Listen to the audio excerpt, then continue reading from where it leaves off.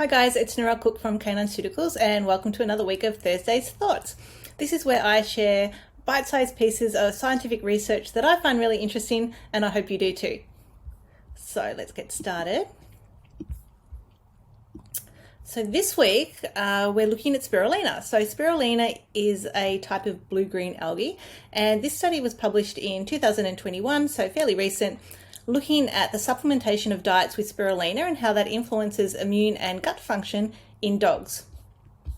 So there's been lots of research around the benefits of spirulina in the human health space. So this is great that they're now looking at the benefits specifically for dogs. What I also love, the study ran for 42 weeks. So that's a decent amount of time to really evaluate, what's going on. This paper is quite involved, so we'll probably jump around a little bit. Sorry about that. So spirulina is so nutrient dense that it has now been endorsed by NASA and the European Space Agency as a food suitable for long space missions. So that's huge.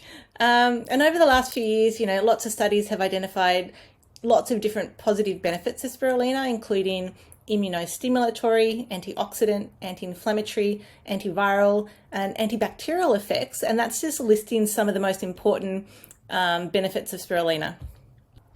So let's quickly jump to what they did. So they collected blood samples and fecal samples every 4 weeks. They measured antibodies in the plasma and the feces, so that's a type of immune compound which we'll talk about shortly. They measured inflammatory markers and various aspects of the gut microbiota. And what they found at the end of the 42 weeks, there was no difference between the spirulina-fed dogs and the control dogs in terms of blood chemistry parameters, which is good. No significant differences in fecal scores, which is also good. For example, spirulina didn't trigger like loose stools or diarrhea once added to the diet. They did find that fecal IgA levels were significantly increased in the spirulina-fed dogs compared to the control dogs. So this is really important. So IgA stands for immunoglobulin A, and it plays a really important role in defending the body against pathogenic infections and just compounds from entering the mucous membranes and the bloodstream and triggering problems in the body. So all of our mucous membranes contain IgA. That's sort of where it hangs out. And lower levels of fecal IgA have been associated with chronic gut issues such as inflammatory bowel disease. So we definitely don't want that. So the fact that the spirulina-fed dogs had higher levels of fecal IgA is just indicating that they've got a healthier sort of intestinal immune health, which is going to be very protective for them. They also found that the spirulina-fed dogs had significantly higher antibody levels compared to the control groups. This is also really important because when we vaccinate our dogs, we want a rapid and a strong immune response because that's going to be more protective against whatever the pathogen is that the vaccine is designed to protect against. So in this clinical trial, they were using the rabies vaccine. And if I scroll down, so a poor response to vaccination can lead to higher rates of clinical illness. And in this study, supplemented dogs are likely to have a better resilience to infection through strengthening of their immune system. And another way to think about the antibody response to vaccination is that's, for those of you who titer test, and I know I do, that's what we're trying to measure, those antibody levels in the blood, because when they're high, our dogs are still protected. So that's spirulina is promoting that for our dogs as well.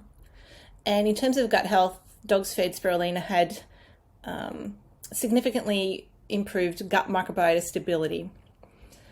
So in terms of sort of the overall results, they concluded that spirulina significantly enhanced immune health and gut health, suggesting that spirulina-fed dogs have a healthier and more robust immune system.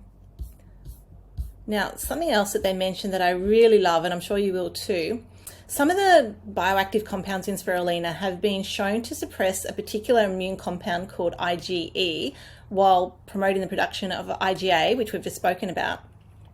But these two compounds play a significant role in food intolerances. So the authors are stating that by supporting intestinal immune function, spirulina may not only help to reduce opportunistic infections, but may also help prevent food intolerances in dogs. So that's huge, because every day I get lots of inquiries from pet owners on how they can support their dogs and reduce symptoms of food intolerance. Something else that is really interesting is spirulina has in previous research been shown to prevent oxidative damage to skeletal muscles, which is normally associated with exercise and more so in unfit, untrained subjects. So when they combine like that previous research with the findings of this current research, it's indicating that spirulina is of significant benefit to negate the negative impacts of high endurance activity. So if you have a working dog or a sporting dog, spirulina can be highly beneficial in protecting their muscles from oxidative damage, and that can help to enhance recovery and just support them generally with their musculoskeletal health. All right, so let's jump back up here. So yeah, basically dogs fed or supplemented with spirulina, significant increase in gut microbiota stability, significantly enhanced immune response, and significantly enhanced gut health in dogs. So that's all really interesting. So if you want to learn more about spirulina or any of the other super greens, we do have the Canine Pharmaceuticals Organic Super Greens product. So you can jump onto the website and check out the product page of that.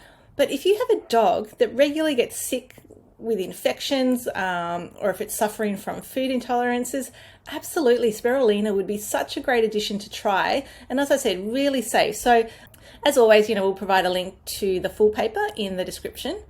And we've also got some amazing resources on the website as well, blog posts, guides, podcasts, so check those out as well. If you like these videos, the best way to support us is to follow us at canine.pharmaceuticals on Facebook and Instagram and sign up to our newsletter. You can do that from the website. And I have to say, I've been receiving some amazing feedback from all of you for other ingredients that you're interested in learning about. So if you haven't given me any feedback on what you particularly would like, definitely jump into the comments and do that now. So thank you for another week, and I'll see you next week.